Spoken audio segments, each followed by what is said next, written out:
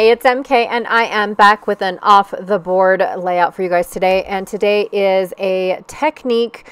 I don't know if it's called Technique Tuesday. I think it's more like called, oh my goodness. Yeah, it is Technique Tuesday. So I have decided to do a double stencil technique. So I picked out two pictures, and this stencil here, which I believe is a Paige Evans. If it's not, then it's an Echo Park. That's the only two that I can think of.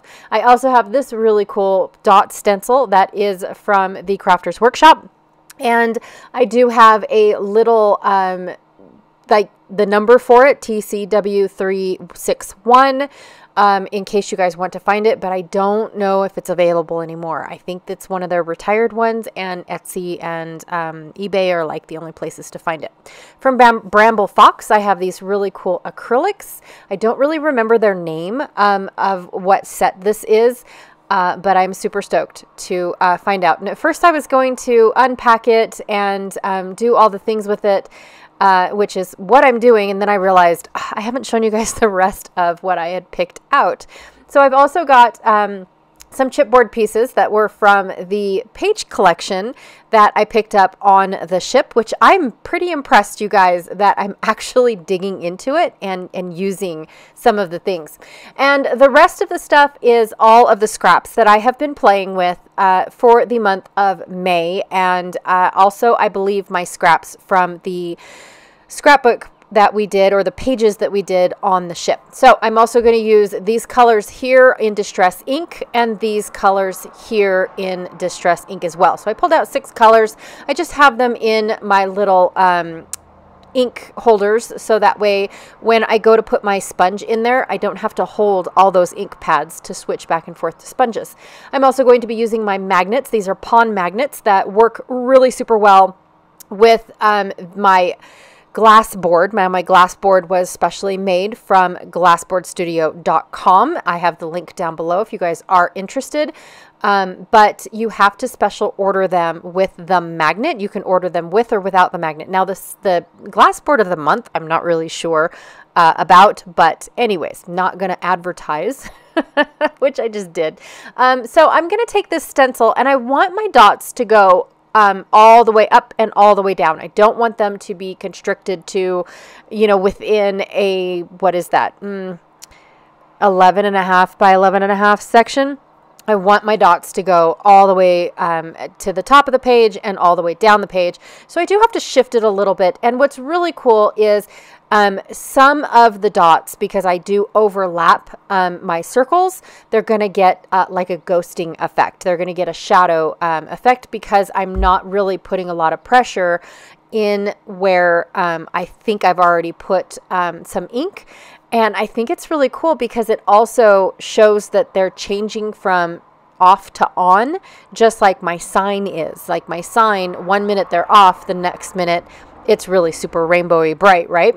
So I really, really did like how this stencil was an absolutely perfect match. Like it was made for this sign. Really, it was. And I'm so glad that I have it.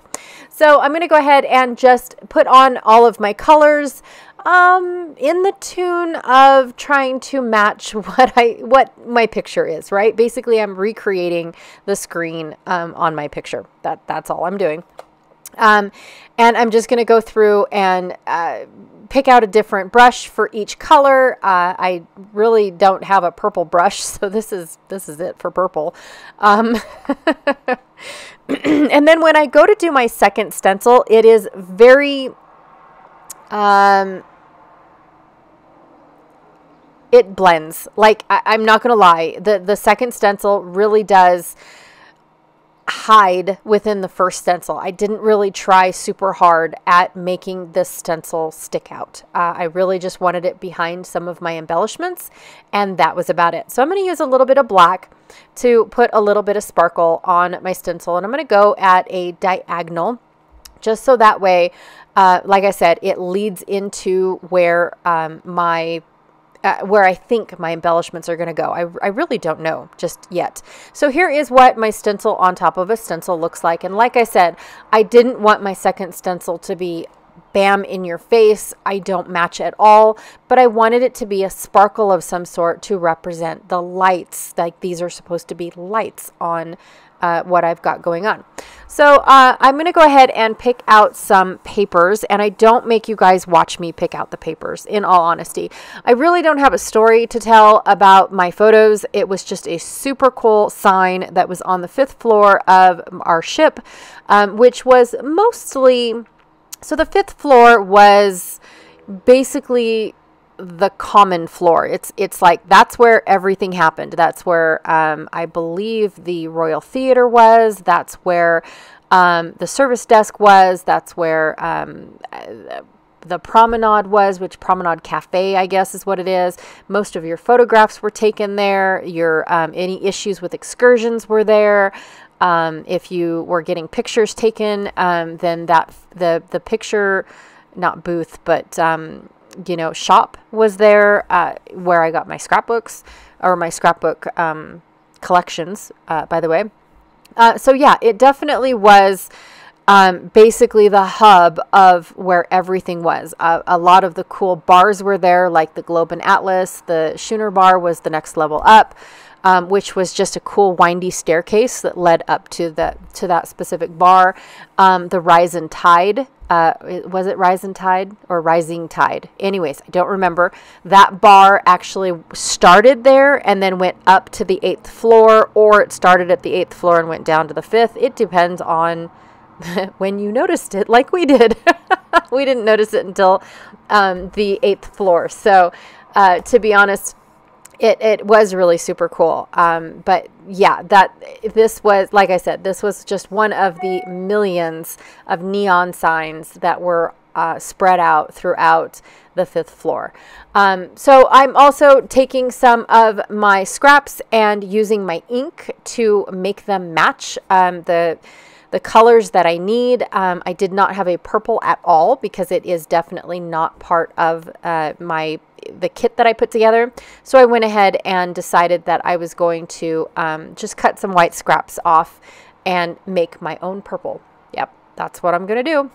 I don't know why I decided to do this, to be honest, but I wanted something else other than just my polka dots. I definitely wanted something that stood out on my layout, that was different. So what I've got in my brain was, okay, I'm going to use a bunch of scraps and just put a bunch of stripes that color coordinate with my polka dots. Maybe it'll hide a few of my mistakes and my blotches that I had done, which I really don't see a whole lot. But I do see the fading, like the very lighter brush places where I shifted the stencil up and down and up and down.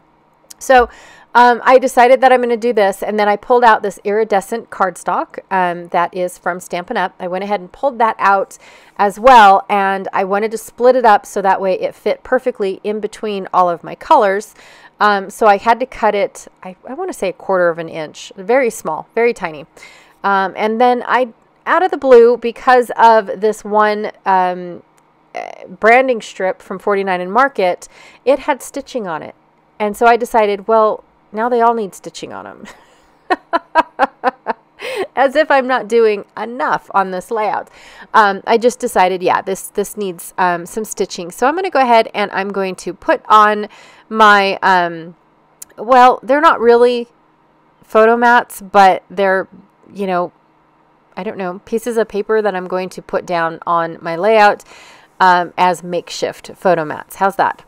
So I'm going to do that, and then I'm going to go ahead and randomly put these paper strips, and I'm going to rip them, I'm going to tear them. There's just no thought process whatsoever. I'm going to put them in where I feel like they cover up some mistakes, if there were any.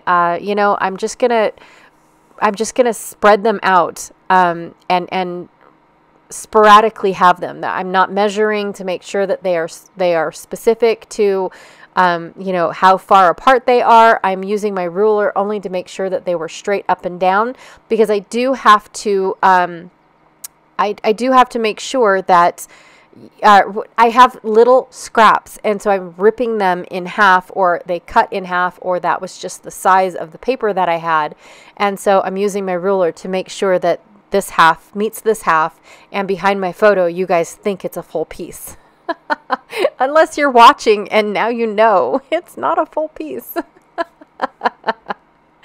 I don't want them to all be the same. I want them to be totally random throughout my entire layout. Oh, I'm so sorry. Excuse me. I apologize, you guys. It's been a while since I've done a voiceover. And then what I'm going to end up doing is putting in all of my iridescent pieces. Now, for my iridescent pieces, I know that I did not have enough to go around. So I will be putting, I will be cutting them in half, and whatever's on the top of the photo will be at the bottom of the photo, and it is what it is, whatever I have left over from, to work with. That's how long it's going to be and whatnot. So that's what I'm going to be working with. My strips next to the purple and then the light lime green, those ones will end up being 2 strips just with a seam in the middle, because I have to make sure that, if they're visible, then you can see them all the way through. So I'm only putting a very light amount of adhesive, because I want to make sure that my sewing machine needle does not get caught within, excuse me, within my adhesive. So I'm just going to make sure that that is all there. Took it to my sewing machine, and there it is. I've got an almost perfect match to what my printed one was. And I decided not to go over the printed one, because then I felt like, oh, if I do that, then I'm going to have to stitch them all twice. And I didn't want to stitch them all twice. What are you kidding? I didn't even want to stitch them once, but for some reason I had this wild idea that that's what it's going to be. Okay, so I've got some wood veneer that I did not share with you guys that I picked out. Most of it is actually from that Page Kit collection that I received on the ship.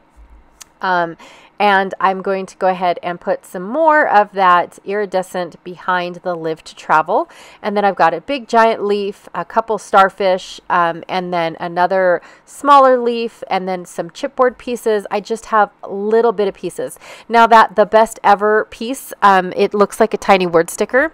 It actually came from one of my 2x2 cut-aparts from the Page Kit, or the collection that Janet and I had put together for the cruise layouts.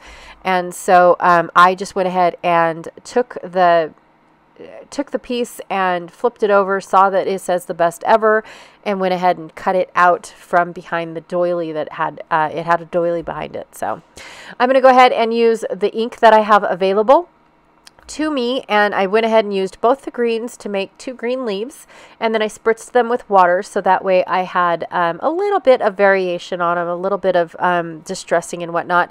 And then I'm going to take my black soot. I'm using an oxide for this one. I'm going to take my black soot and go ahead and color in the Live to Travel, and then I'm going to make my starfish a little on the purpley side, so that way I have a little bit more of that purple shining through. I'm going to splatter those as well. I got a little bit too much splatter, but I do end up liking them how they dry once they are done. The what's it say? Welcome aboard life buoy in red really doesn't match. I'm just going to say that. But I went with it anyways, just because of the fact that I really wanted that welcome aboard, because I don't know if I took this sign the day that we got on the boat, or if I took it a couple days later. I really don't remember when I took a picture of this sign. But I do know that I thought it was appropriate, because this is one of the few things when you first walk into the ship off of where we were docked, and you walk in, it's one of the things that you see. And I honestly never even knew it lit up until Sandy said something, and then I look over and look, it changed colors. I'm totally oblivious to everything, you guys. All right, and I decided to put the Live to Travel up at the top, and I decided to put the Best Ever over my life buoy or life preserver, or whatever that is called, just to try to tone down all that red. I mean, it wasn't too bad once I put something across it, and I really do like how this layout looked. I love making a background, you guys, even if it's with ink and ink and stencils and paper. I mean, I just am in love with this background, and I cannot believe how closely related it actually looks to my pictures. All right, you guys, don't forget to try out your own double stencil technique. I absolutely love it. I had a blast. Don't forget to check out the links I have down below. I've got several of them, you guys. I have my glass mat link. I have the off the board link. I even have my cruise layout links. And then, of course, if you guys are interested in the 2025 cruise that Janet and I have coming up in February of 2025, I have that link too, so you guys can go check it out and get some information on it if you're interested. All right. Thanks again for hanging out with me and stopping by, and I will check y'all later. Bye.